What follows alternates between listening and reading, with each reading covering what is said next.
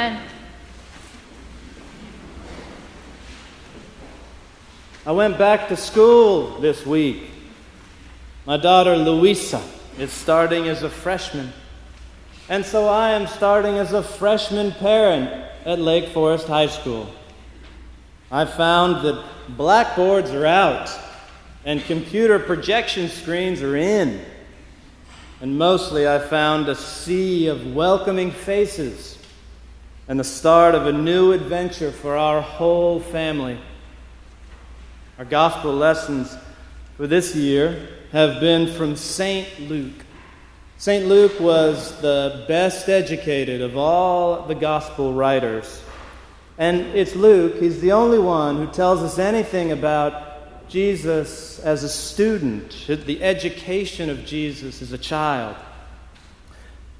One holy day, one holiday trip from Galilee to Jerusalem, young Jesus stayed behind in the temple, and he did not tell his parents. You have to understand that in the biblical world, when villagers from, say, Galilee took the 2-day walk to Jerusalem for a great holiday, like a Thanksgiving parade or a Mardi Gras parade, they would have traveled in packs. So you would have had like all the moms and the children would have been in one pack, and all the dads and the men would have been in another pack, talking about sports, no doubt.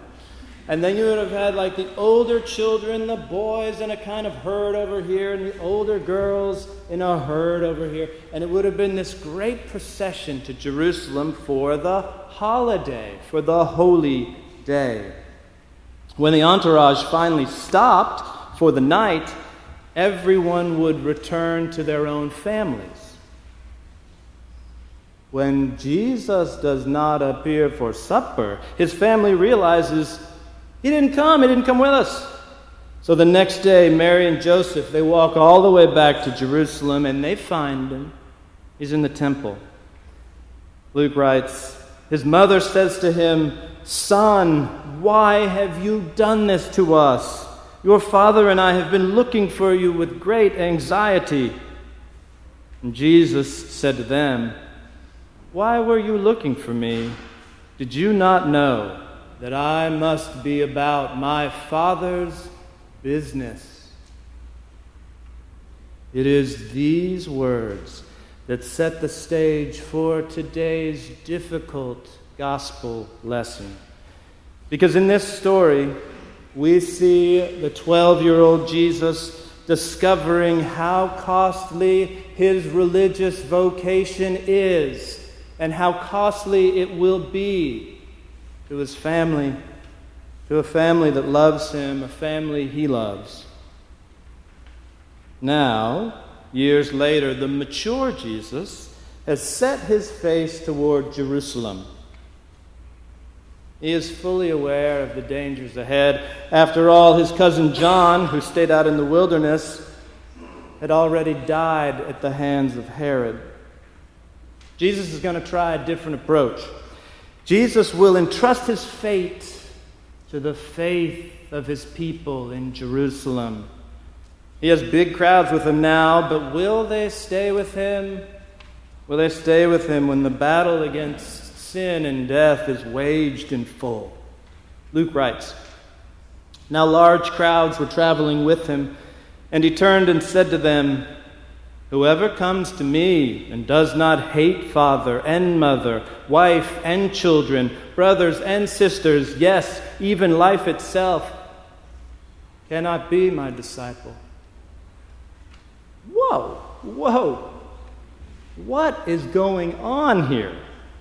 How could this come from the mouth of Jesus, the same person who just taught in the gospel, "But I say to you, love your enemies, do good to those who hate you, bless those who curse you, pray for those who abuse you"? Some months ago, I preached about the 4 loves. C.S. Lewis's great presentation of the stages of God's love. The first and most basic stage of God's love is called storge love. Storge love. That is the basic natural love of family life, and this first love is the foundation of all the other loves that emerge over a lifetime. Storge love has its limitations, which you see oftentimes when a toddler gets a new sibling and sees his or her mother doting over the new little baby, and the toddler might, in frustration, say, "Mommy, I hate you," or "Mommy, I hate her," or "I hate him. That's what I really hate." Storge love has its limitations. The child will eventually want to break free from it. So it is when one encounters the second love, eros love. For eros, a person will leave father and mother and cling to a spouse. But the good of eros love is also limited, as any soap opera can demonstrate. One must love not only that special someone, one must mature to expand into philia love. This is the third love, a love that cares for a larger community of friends, neighbors, and fellow citizens. Philia love seeks just laws and fairness in social and economic relationships. But even this high love has its finite boundaries and problems. The ultimate love, the fourth love, is agape love. This fourth love is the love we hear so much about in the Gospels and in the epistles. This love has no earthly boundaries. This is unconditional love that extends all the way up to heaven.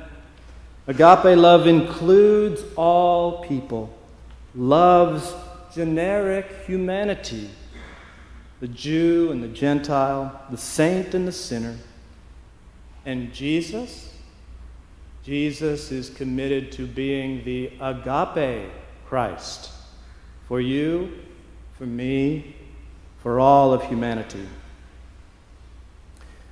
Now, there are many adults with a toddler-level faith, and they really hate this about Jesus. They hate it when Jesus treats those people as if they are equal to us people. They falsely reason that if outsiders are being loved by Jesus, he must be a traitor to us, to our own people, to our laws, to our religion. Many humans struggle under an assumption that holds God as responsible for everything that happens, that it's all somehow God's plan. We can blame our Creator for our first spanking. We can blame God when that ice cream cone falls onto the ground, or when we scrape our knee.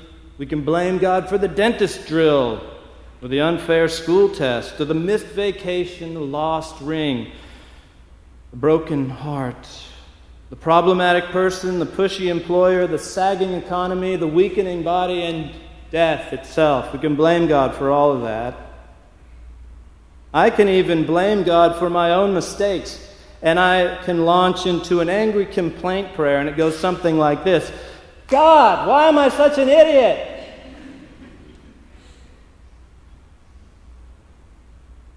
No matter how comical to the reason, such things are often hiding deep within the human heart, in the shadow.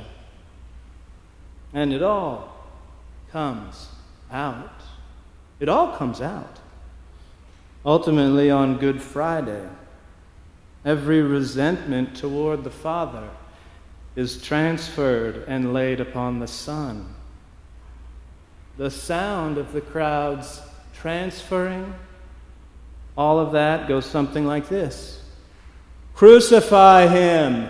Crucify him!" In today's gospel, all these shadows lie across the path of the earthly Jesus as he walks towards Jerusalem to fulfill the mission of being the agape Christ. But Jesus is not emotionally overwhelmed or totally absorbed with the issue of his fate.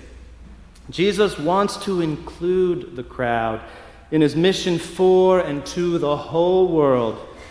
And he wants to include us In spite of thousands of years and miles and language changes, his message speaks directly to us this morning. He tells us to consider the practicalities of our own ministry. And that's why we have a ministry fair today.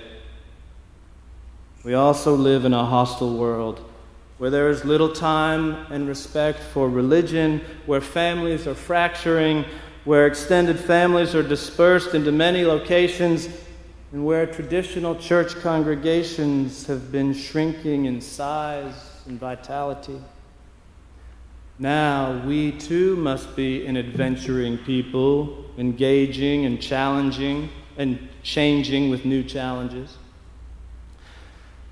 I want you to see yourselves as spiritual freshmen and spiritual freshwomen when it comes to manifesting God's agape love. Jesus wants us to be authentic lovers of wives, husbands and children, fathers and mothers, brothers and sisters, yes, even our own souls. He wants us to grow in agape love. Love for those in need nearby and for those far away or different from us. Now, we are soon going to circle the predella to receive nourishment at the agape feast of Holy Communion. And what happens in the agape feast of Holy Communion is a different kind of transference where the Holy Spirit transfers upon us love, agape love. We join the sinners marching out to love God's world because that is how we take our place in line as Christ's saints marching into heaven. Welcome back to the spiritual school of the Holy Spirit. We receive a transfer of agape love. We don't shout, "Crucify him," not us. We're going to sing. Oh, when the saints go marching in. Oh, when the saints go marching in. Oh, Lord, I want to be in that number when the saints go marching in. Amen.